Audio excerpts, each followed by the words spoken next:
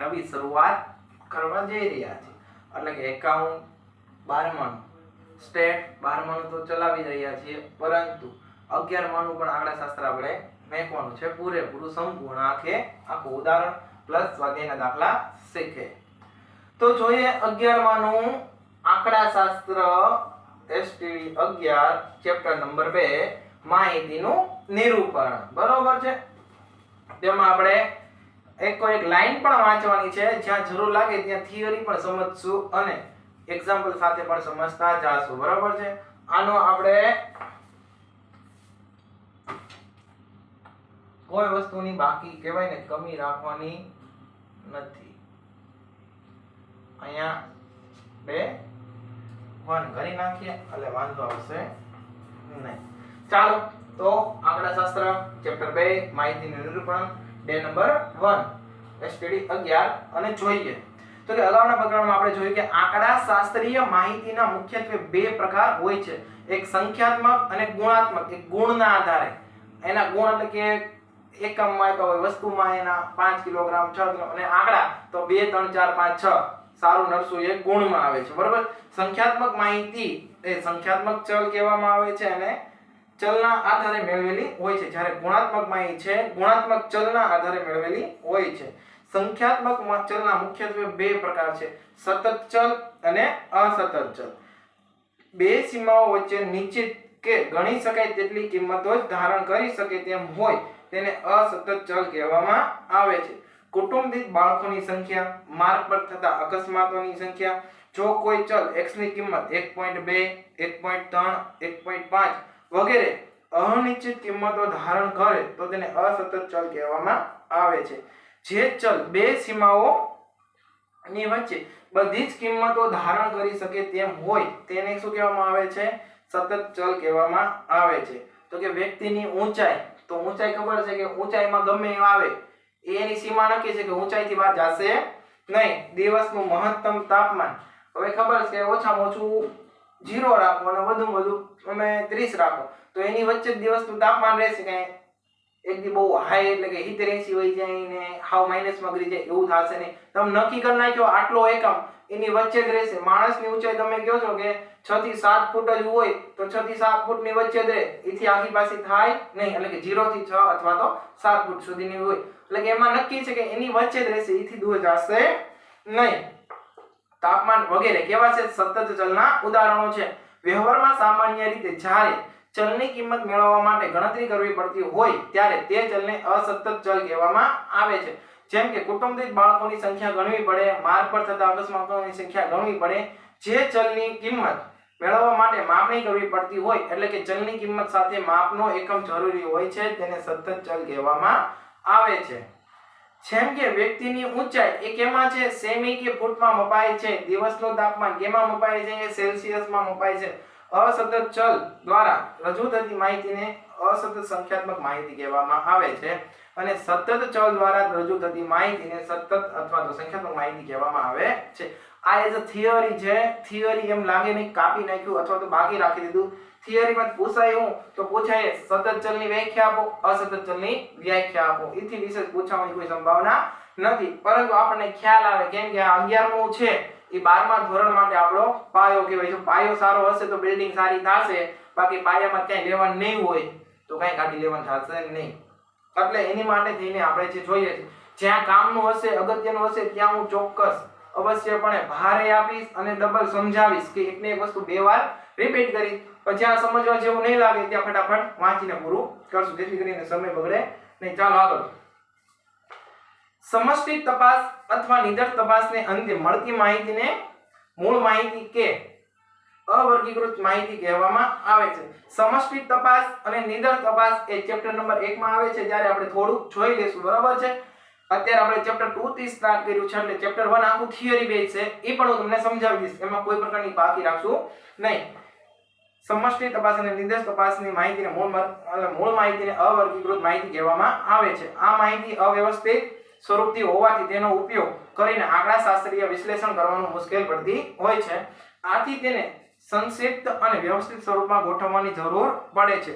અવર્ગીકૃત માહિતીને સંક્ષિપ્તમાં અને વ્યવસ્થિત સ્વરૂપમાં ગોઠવવાની ક્રિયાને માહિતીનું વર્ગીકરણ કહે છે અને તે ગોઠવેલી માહિતીને વર્ગીકૃત માહિતી કહેવામાં આવે છે. દાખલા તરીકે જો આમાં એક તમને માહિતી નાની એવી આપી છે, બરાબર છે, એ આપણે જોઈએ તો કે છે એક અઠવાડિયા દરમિયાન કોઈ એક વસ્તુનું દૈનિક માંગ અનુક્રમે 12, 16, 8, 12, 8, 8, 10 એકમ હતી એવું માલુમ પડે છે.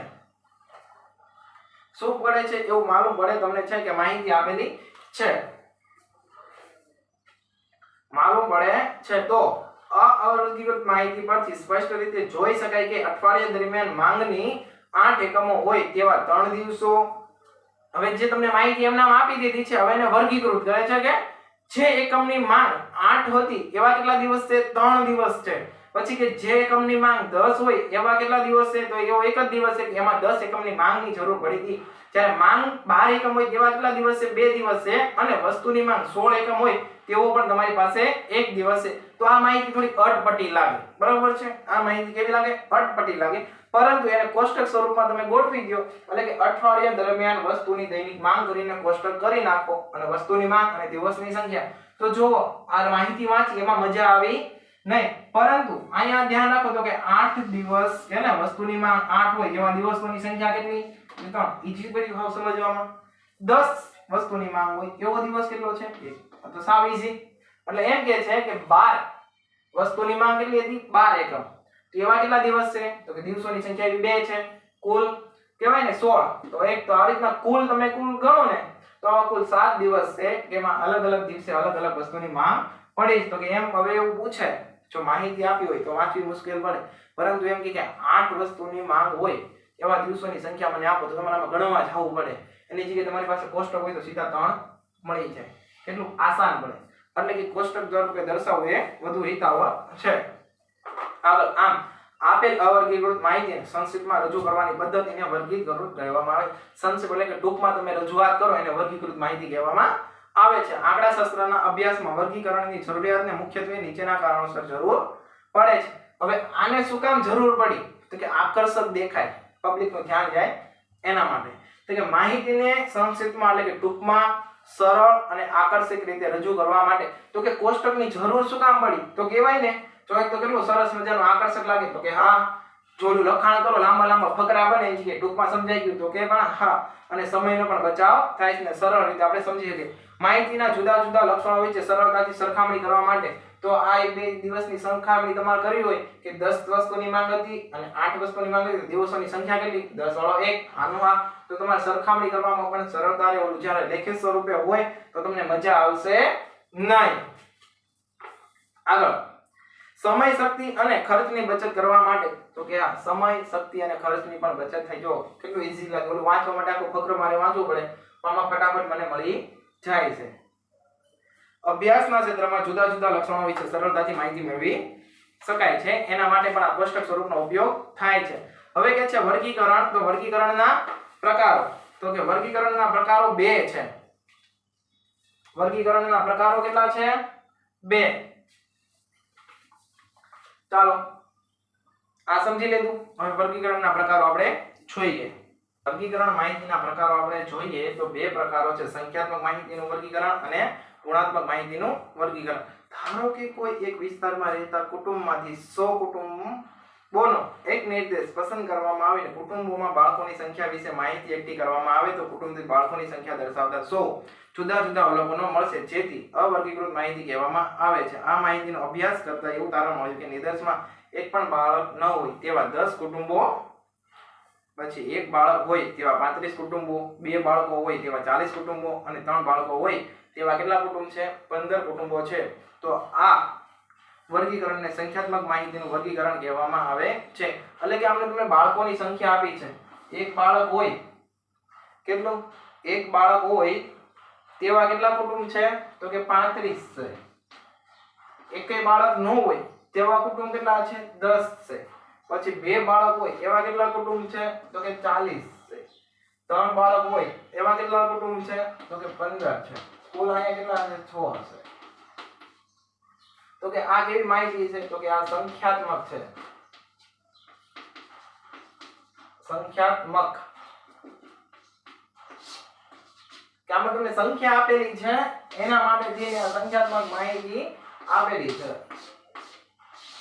આ કેવું વર્ગીકરણ થયું તો કે સંખ્યાત્મક માહિતી વાળું વર્ગીકરણ થયું છે કે આમ આપણે દર્શાવ્યું છે. હવે આમાં ઈઝી પડે કે 0 બાળકો હોય એવી કેટલી છે કે 10 કુટુંબો છે. એક બાળક એવું કેટલા કુટુંબ છે 35 છે. બે કુટુંબ હોય એટલે કે બે બાળકો જેવા કુટુંબ 40 ત્રણ કુટુંબ એટલે સંખ્યામાં આપણને સરળતા પડે એની માટે છે.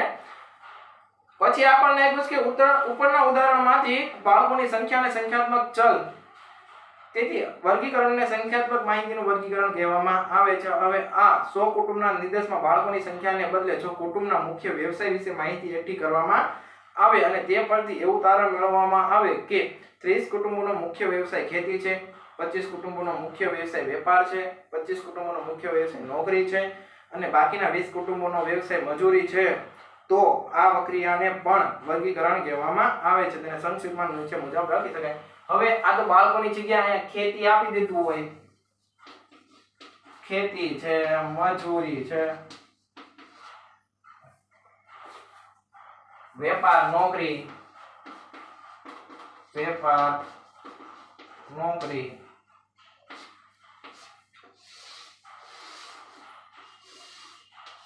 આ કાલ્પનિક આંકડા હું લખી નાખું તો પણ ચાલે ને. આ રીતના હોય તો પણ વર્ગીકરણ કરેલું છે. આ બાળકોની સંખ્યા હતી, આ સંખ્યાત્મક હતી. આમાં પણ જો આપણને નામ આપી દીધા ખેતી, મજૂરી, વેપાર, નોકરી તો પણ સમજવામાં કેટલું સરળતા રહે તો કે આપણને ઘણું બધું સરળ પડે છે. તો આ વ્યવસાય આધારે દર્શાવતું કોષ્ટક છે. તો કે ઉપરના કુટુંબોનો મુખ્ય વ્યવસાય અને તેના ગુણાત્મક ચલ છે. તેથી આ વર્ગીકરણને ગુણાત્મક માહિતીનું વર્ગીકરણ કહેવામાં આવે છે. ચલની કિંમત આપી છે પ્લસ ગુણ. બે કુટુંબ કેવા છે તો કે ખેતીવાળા, 25 કેવા છે કુટુંબ તો કે મજૂરીવાળા. એટલે કે મજૂરીનો ગુણ આપી દીધો અને ચલની એની સંખ્યા પણ સાથે સાથે આપેલી છે. તો કે છે આમ એકઠી કરેલી અવર્ગીકૃત માહિતીને મુખ્યત્વે બેમાંથી કોઈ એક પ્રકારનું વર્ગીકરણ કરવામાં આવે છે. સંખ્યાત્મક માહિતીનું વર્ગીકરણ અને ગુણાત્મક માહિતીનું વર્ગીકરણ. હવે આ ગુણ આપેલા છે સાથે 25 કુટુંબો કેવા તો કે મજૂરી કરે એવા, અને આમાં કેવું છે 40 તો એવા કેટલા છે બે અંક સંખ્યામાં છે. એને 40 કુટુંબો પણ સંખ્યામાં છે, મજૂરી સંખ્યામાં ન હોય. એ તમારો એકમ છે, ગુણ છે કે મજૂરી તો કે 25 ઘર, ખેતી તો 2 ઘર.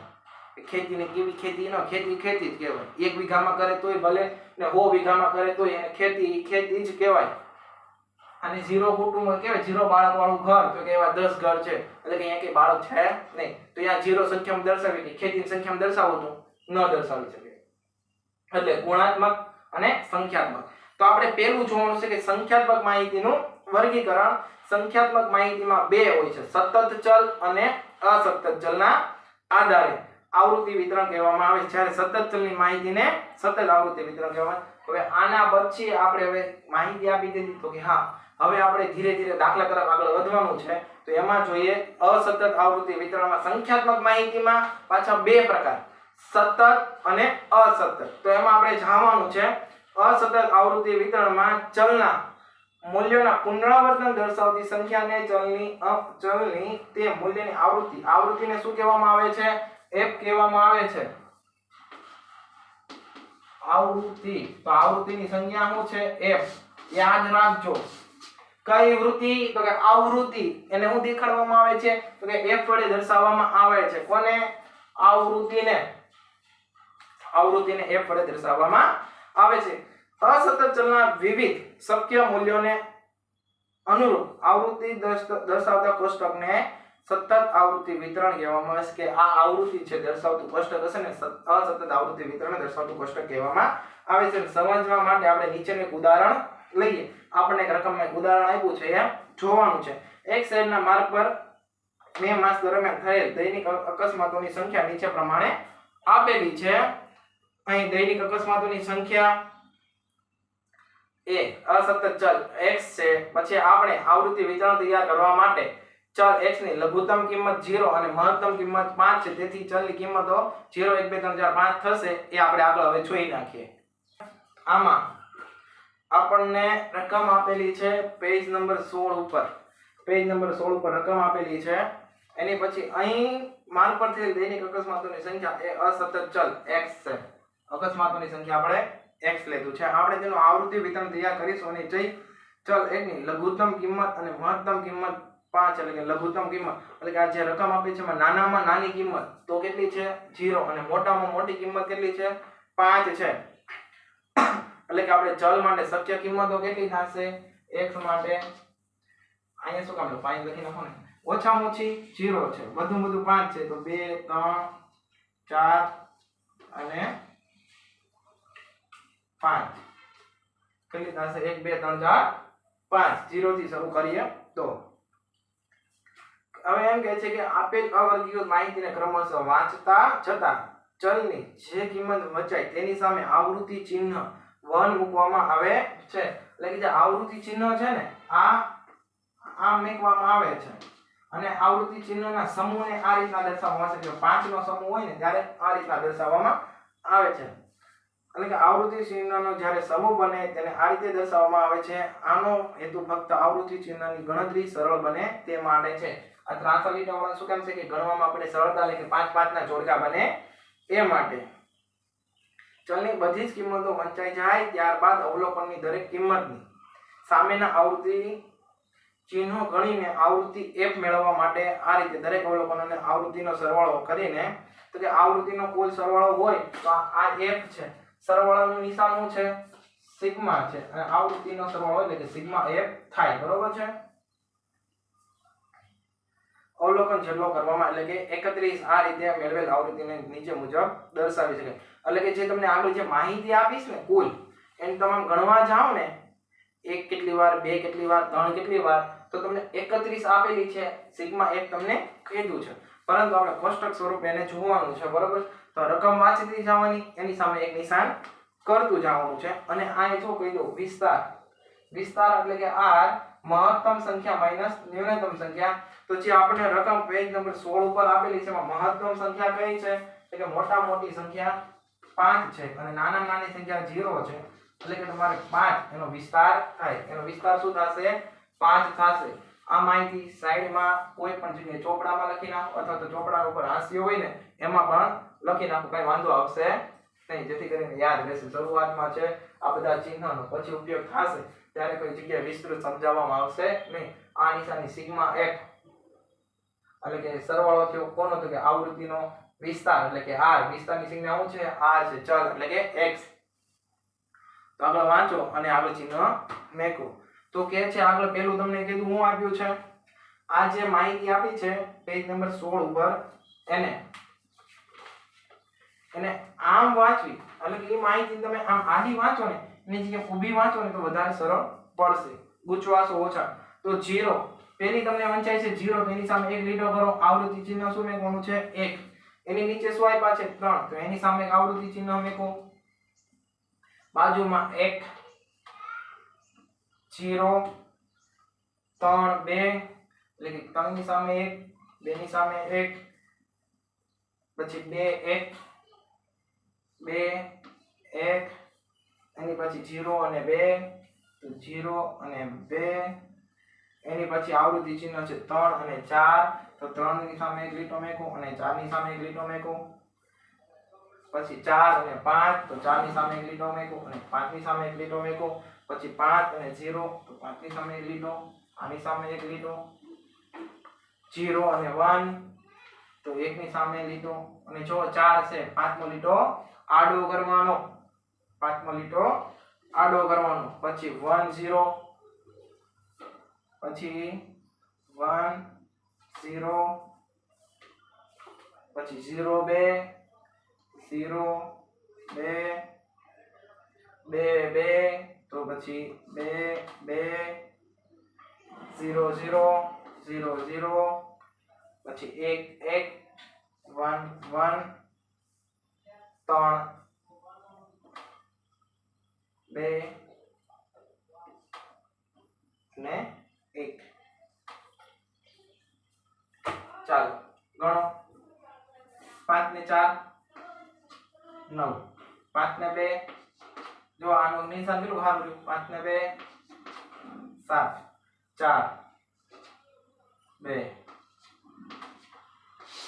આ તમારી આવૃત્તિ છે એનો સરવાળો એટલે કે સિગ્મા f બરાબર તો કરો 7 ને 7 14 14 ને 4 18 18 ને 2 19 20 20 ને 9 29 29 ને 2 30 ને 1 31 મળી ગયો આન્સર જે માહિતી હતી એ તમારી કેટલી હતી 31 હતી આ હતું તમારું એક થિયરીમાં એક્ઝામ્પલ હતું એ હવે પછી એક આવું ઉદાહરણ આપ્યું છે એ આપણે જોઈ નાખશું ચાલો લખી નાખો સમજૂતી કરીને